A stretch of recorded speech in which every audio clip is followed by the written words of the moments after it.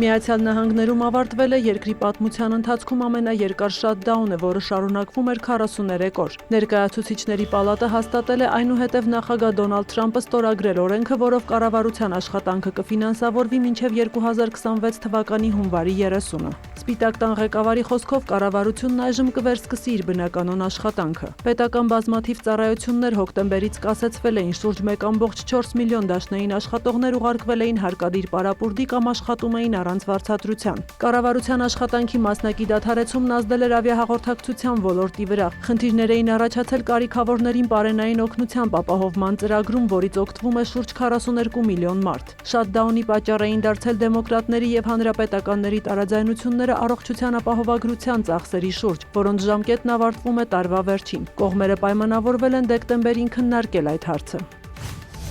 Ռուսաստանը պատրաստ է Բուդապեշտում ռուս-ամերիկյան երկրորդ գագաթնաժողովի անցկացմանը, եթե այն հիմնված լինի Ալյասկայում երկու նախագահների գագաթնաժողովի արդյունքների վրա, հայտարարել է Ռուսաստանի արտաքին գործերի նախարարը։ Սերգեյ Լավրովի խոսքով Միացյալ Նահանգների եւ Ռուսաստանի նախագահների հոկտեմբերի 16-ի հեռախոսազրույցը տեղի է ունեցել Անկորիջում ձեռք բերված փոխըմբռնման շրջանակում, իսկ հետագա հեռախոսազրույցը պետքարտուղար Մարկո Ռուբիոյի հետ գործնական եւ օգտակար էր։ Լավրովը նշել է, որ ԱՄՆ նախագահը գաղտնի զեկույցներ է ստացել, որի պատճառով էլ Բուդապեշտում նախատեսված հանդիպումը տապալվել է։ Դիվանագետի պնդմամբ լուրերը, թե Ռուսաստանը պատրաստ չէր բանակցություններին, կեղծ են։ Ըստ տարբեր լրատվամիջոցների աղբյուրների, Թրամփ-Պուտին հանդիպումը չեղարկվել էր, քանի որ Մոսկվան անիրատեսական պահանջներ էր առաջ քաշել։ Ռուս-ամերիկյան հնարավոր գագաթնաժողովին անդրադարձել է նաև ԱՄՆ պետքարտուղար Մարկո Ռուբիոն։ Նրա խոսքով կողմերը համաձայնել են, որ երկու նախագահների հաջորդ հանդիպմանը պետք է լինի հստակ արդյունք, դրական ելքի իրական հնարավորություն։ Մենք ցանկանում ենք, որ այս պատերազմն ավարտվի, բայց չենք կարող հանդիպում անցկացնել հանուն հանդիպման, ասել է Ռուբիոն։ Վերջերս Արևելյան Եվրոպայի երկրների օդային տարածքի խախտումների վերաբերյալ Ռուբիոն նշել է, որ ըստ իրենց տեղեկության այդ սադրանքների հետևում Ռուսաստանն է։ Նա ընդգծել է, ԱՄՆ-ն ՆԱՏՕ-ի շրջանակում պարտավորություն ունի պաշտպանելու իր գործընկերներին, եթե նրանք հարձակման ենթարկվեն։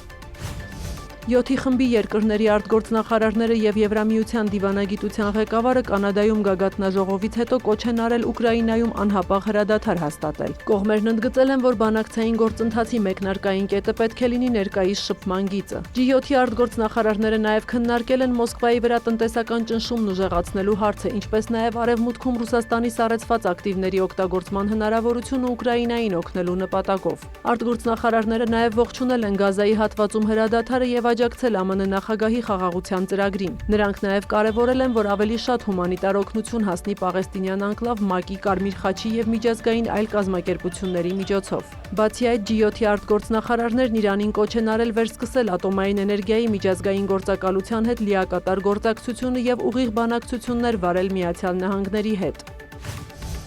Ուկրաինայում կոռուպցիոն սկանդալի ֆոնին հրաժարական են ներկայացրել էներգետիկայի նախարար Սվիտլանա Հրինչուկը եւ արդարադատության նախարար Հերման Հալուշենկոն։ Նրանց հրաժարականը պահանջել էր նախագահ Վոլոդիմիր Զելենսկին։ Ուկրաինայի հակակոռուպցիոն մարմինների պնդմամբ նախկին եւ ներկա մի քանի պաշտոնյաներ, ինչպես նաեւ գործարար Թիմուր Մինդիչը, որը համարվում է նախագահ Զելենսկու ընկերը, ներգրավված են եղել Ուկրաինայի էներգետիկ ոլորտում լայնամասշտաբ կոռուպցիոն սխեմայում։ Ըստ նախնական գնահատականների յուրացվել է մոտ $100 միլիոն։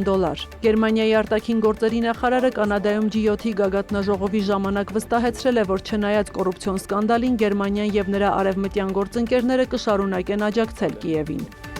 Սյուզաննա Չրաղյան, լուրեր։